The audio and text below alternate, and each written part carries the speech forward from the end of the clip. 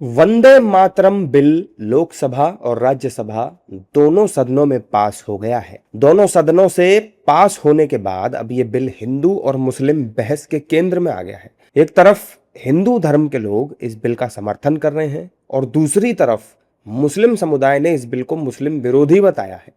मुस्लिम संगठनों ने इस बिल पर सवाल उठाते हुए इसे संविधान में दिए गए धार्मिक अधिकारों के खिलाफ बताया है। All India Muslim personal law board और जमीयत उलेमाए हिंद ने बिल का विरोध किया है।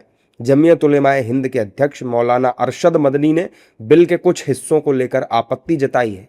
उन्होंने कहा है कि वंदे मातरम बिल संविधान और धार्मिक स्वतंत्रता के खिलाफ चुनावी राजनीति तथा जनता के मूल मुद्दों से ध्यान भटकाने की कोशिश है। हमें किसी के वंदे मातरम पढ़ने या गाने से कोई आपत्ति नहीं है, लेकिन मुसलमान केवल एक अल्लाह की इबादत करता है और अपनी इबादत में किसी दूसरे को साझी नहीं ठहरा सकता। वंदे मातरम के कुछ हिस्से इस्लामी आस्था के अनुरूप नहीं हैं, इसलिए किसी भी मुसलमान को इसे गाने या स्वीकार करने के लिए मजबूर नहीं किया जा सकता।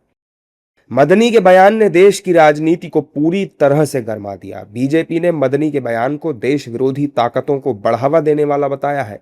बीजेपी का कहना है कि वंदे मातरम बिल बीजेपी का बिल नहीं है और राष्ट्रगीत के प्रति जो सम्मान होना चाहिए वो तो आपको देना ही पड़ेगा। मदनी साहब, कोई चुनाव लड़ो फिर बात करें, और राष्ट्रगीत के प्रति जो सम्मान होना चाहिए वह तो आपको देना ही पड़ेगा।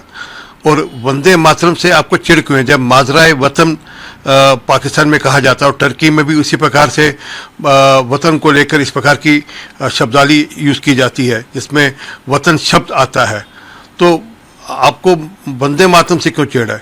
असल में क्या है कि और कुछ नहीं, ये धर्म को अपने राष्ट्रवाद के से ऊपर समझते हैं। तो मदनी जी को इतिहास नहीं पता है कि ये वंदे मातरम हमारे स्वतंत्रता संग्राम का उद्घोष है, जहाँ पर असंख्य स्वतंत्रता सेनानियों ने वंदे मातरम के उद्घोष से गुलाम भारत को आज़ाद कराया था। वो भारत की आत्मा है।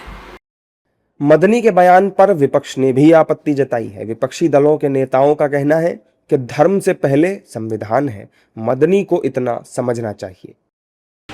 देखिए, संविधान सबसे ऊपर है। संविधान से ऊपर कोई धर्म नहीं है, संसद से ऊपर कोई धर्म नहीं है। भारत थियोक्रेटिक देश नहीं, ये धर्म आधारित देश नहीं। बिल का विरोध करने वाले मुस्लिम नेता और धार्मिक संगठनों का कहना है कि इसे लागू करना धार्मिक स्वतंत्रता के अधिकार को प्रभावित कर सकता है। मुस्लिम नेताओं और मौलानाओं का आरोप है कि यह बिल मुसलमानों को निशाना बनाने के मकसद से लाया गया है। वहीं बिल के समर्थकों का कहना है कि इसका उद्देश्य राष्ट्रगीत को सम्मान और कानूनी संरक्षण देना है। वंदे मातरम बिल अब राष्ट्रपति द्रौपदी मुर्मू की मंजूरी का इंतजार कर रहा है। इसके बाद ही ये तय होगा कि ये कानून के रूप में कब लागू होगा।